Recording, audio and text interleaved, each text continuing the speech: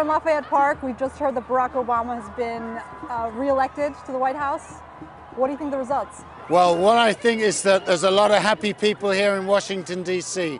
Jubilation on the streets. Of course, if you're President Obama, you've got to feel good. This was a victory against the odds.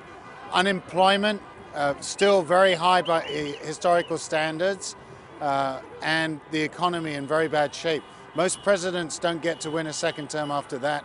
I think it's a tribute to a resounding organization and a strong political message. It looked like Mitt Romney had a lot of momentum in these final weeks. What do you think his defeat really means for the Republican Party?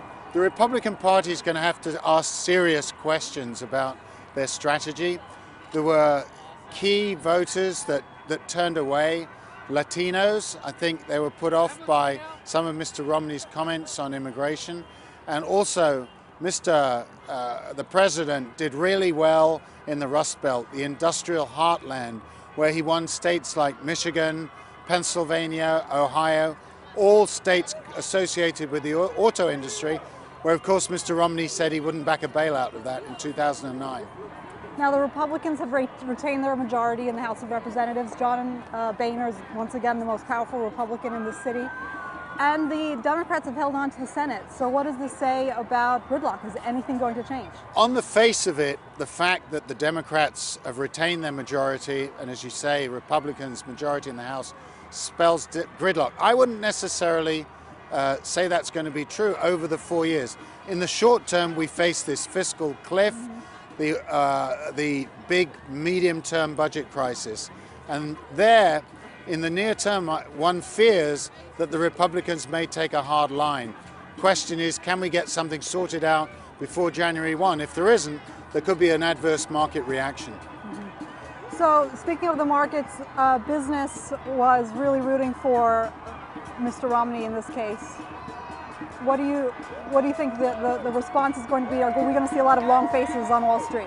Well, Wall Street was initially enamored with Mr. Obama, and they hoped a great deal, but the fact of the huge re-regulation, Dodd-Frank financial services reform, and really a sense that they didn't have a friend in the White House has alienated a lot of business. I think there's still going to be that problem. We'll have to see what happens in terms of legislation. Could be people like Elizabeth Warren, the self-styled sheriff of Wall Street. She won a big victory in Massachusetts in the Senate race. If that sort of is going to be the flavor of the second term, that would be bad. On the other hand, if the economy turns up by 2014, business won't mind. And last question, Lionel. This is the 5th election you've covered.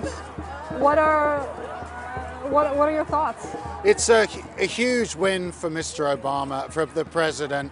He's an African-American, an unseasoned politician who won against the odds in 2008, and he's done it again. Given the economy, it shouldn't have happened.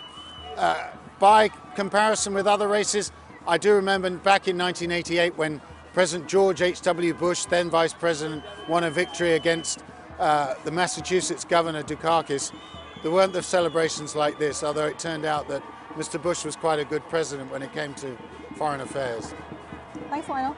It's great to see you, Stephanie, on this night.